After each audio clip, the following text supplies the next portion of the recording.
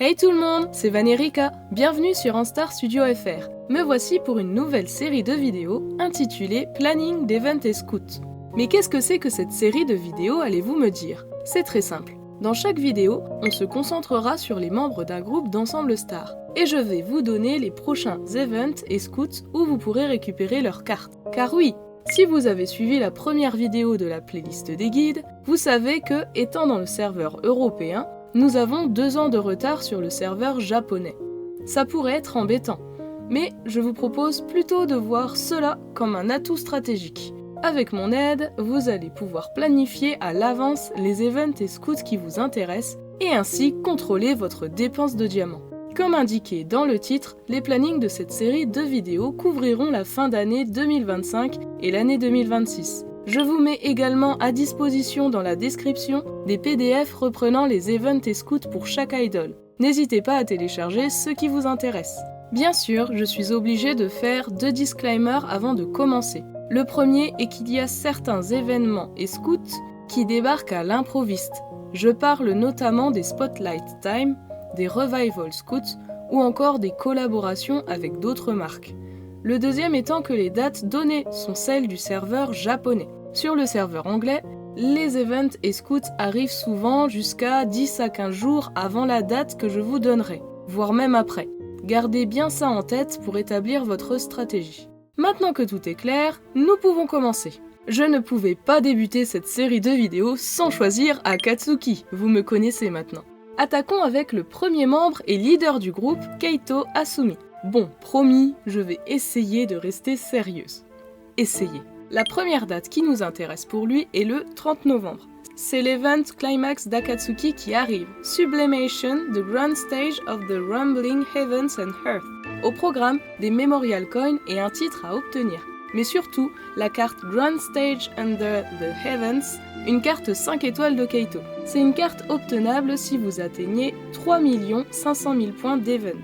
Pour atteindre ce score, il vous faudra convertir des diamants en BP. Je vous conseille d'avoir 15 000 à 20 000 diamants en stock pour l'obtenir. On continue avec la deuxième feature scout de Kaoru le 25 décembre pour la carte Lecture Tips, une 3 étoiles. Les cartes 3 étoiles ne sont pas difficiles à avoir en soi, mais économisez un peu de diamants au cas où vous manquiez de chance. C'est tout pour 2025, on passe en 2026.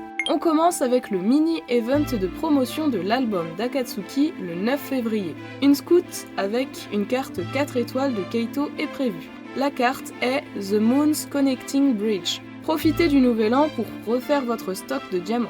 Car juste après, le 14 février, une autre scout fait son apparition, Gourmand Sant, avec la carte Sense That Takes Leading Role. Une autre 5 étoiles de Keito. Oui, la fin d'année 2025 et le début d'année 2026, ça va être serré. Un peu de répit par la suite, car la prochaine scout est prévue le 10 août. Une autre 5 étoiles de Keito à la clé. Et quelle carte! Il s'agit de la Cross Scout Dominant Chaotique pour la carte Firme Dominante. On continue en août.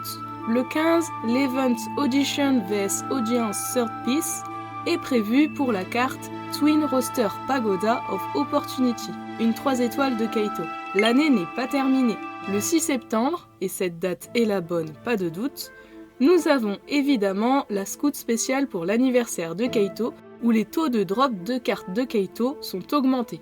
Et pour finir, nous avons un gros event d'Akatsuki le 31 décembre. Uncertain Sky, The Legends of Kagetsu of Illuminating a Tire of Ascension, pour une carte 5 étoiles de Keito, The Legends of Kagetsu of Revolution. Beaucoup de scouts de prévus, donc je vous souhaite d'avoir de la chance dans vos invocations. On passe maintenant à Kuro Kiryu. À l'heure où je vous parle, la deuxième feature scout de Kuro est en cours avec sa carte 5 étoiles Tomorrow's Cars. On enchaîne ensuite directement sur la scout du groupe E du 7e anniversaire du jeu avec la carte 4 étoiles Shock and Surprise. Comme annoncé pour Keito, l'Event Climax d'Akatsuki arrive. Ne m'obligez pas à redire le titre, pitié. La carte 4 étoiles Grand Stage Filled with the Heavens de Kuro sera obtenable. On passe en 2026 avec le 14 janvier, la Scout Usuge qui vous permettra d'obtenir la carte 3 étoiles Land and Treasure. Le 26 janvier, il y aura l'anniversaire de Kuro avec sa Scout anniversaire et le taux d'obtention augmenté pour certaines de ses cartes. Consultez la liste des cartes de la Scout pour savoir si ça vous intéresse. Le 9 février, le mini-event d'album d'Akatsuki vous donnera une Scout pour la carte 4 étoiles de Kuro, The Moon and the Way of the Warrior. Et on enchaîne toujours au mois de février pour la carte 3 étoiles Scent That Wafts Warmth dans la Scout Gourmand Scent. La liste n'est pas encore terminée. Le 31 mars, l'Event Tour Double Head Hextile Dragon's Head avec la carte 5 étoiles Valiant Dragon de Kuro arrive. Profitez-en, sur les Event Tours, les cartes 5 étoiles peuvent être choisies en récompense de la 30e étape de la route. Et Kuro est la carte 5 étoiles disponible à 3 millions de points. Des vacances chargées ensuite, avec la Scout du 9e anniversaire le 1er juillet et la carte Steadfast Flare 4 étoiles de Kuro. Et ensuite une deuxième Scout, une Cross Scout Perplex Disorientation, le 14 juillet pour la carte 3 étoiles Perplexing Atmosphere. On passe à la rentrée avec la belle carte 5 étoiles Growing Vanquish de Kuro dans la Scout Cross Scout Vanquish Busted Lock le 29 septembre. Et pour finir l'année, la carte 4 étoiles The Legends of Kagetsu of Determination dans l'event d'Akatsuki le 31 décembre. Autour de Soma maintenant. Pour la fin d'année, une seule date à retenir, le 30 novembre avec l'event Climax d'Akatsuki et la carte 3 étoiles Grand Stage Shining from the Heavens pour Soma. En 2026 maintenant, la Scout du mini-event pour célébrer l'album d'Akatsuki le 9 février pour la carte 4 étoiles The Moon Stage of Dreams. On enchaîne directement le 10 février avec la deuxième feature Scout de Hinata pour une carte 4 étoiles Flagrant Memory. Le 20 avril, c'est l'anniversaire de Soma. Sa Scout anniversaire avec un taux d'obtention augmenté pour certaines de ses cartes sera disponible. Consultez la liste des cartes dispo avant d'invoquer. Le 25 mai, préparez vos diamants. La 5 étoiles Wielded Droplet arrive dans la Scout Cross Scout A Droplet of a Flower Dignified Cold. Bonne chance pour l'avoir. On passe aux vacances d'été avec juste une date à retenir.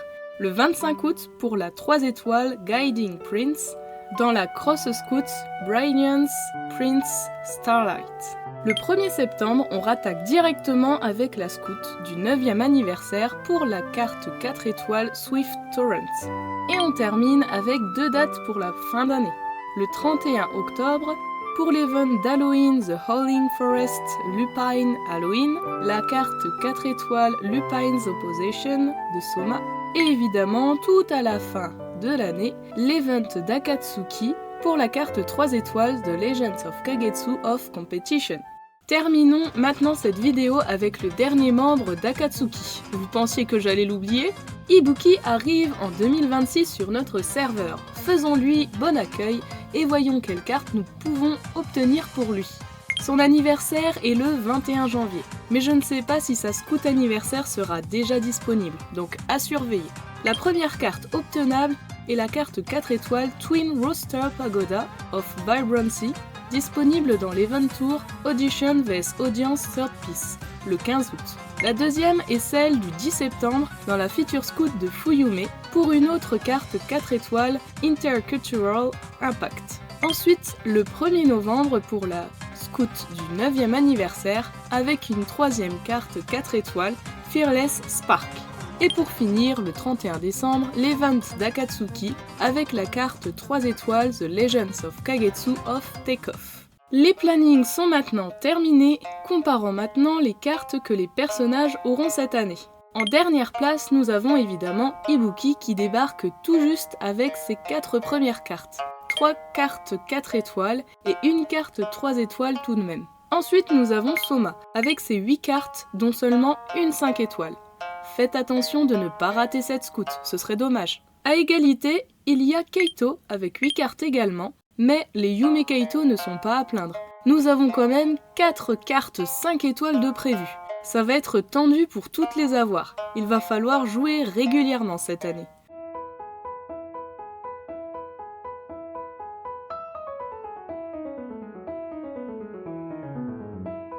Et en première place, il y a Kuro et ses 11 cartes avec 3 5 étoiles à la clé. Une année faste pour les Yume Kuro. Je vous souhaite bien du courage pour ne pas en rater une. C'est tout pour cette vidéo, merci de l'avoir suivi. Dites-moi en commentaire quel groupe vous voulez ensuite pour que je puisse savoir quel planning vous mettre en ligne au plus vite. J'espère que cette série vous plaira. On se revoit pour la prochaine vidéo. D'ici là, portez-vous bien. Bye!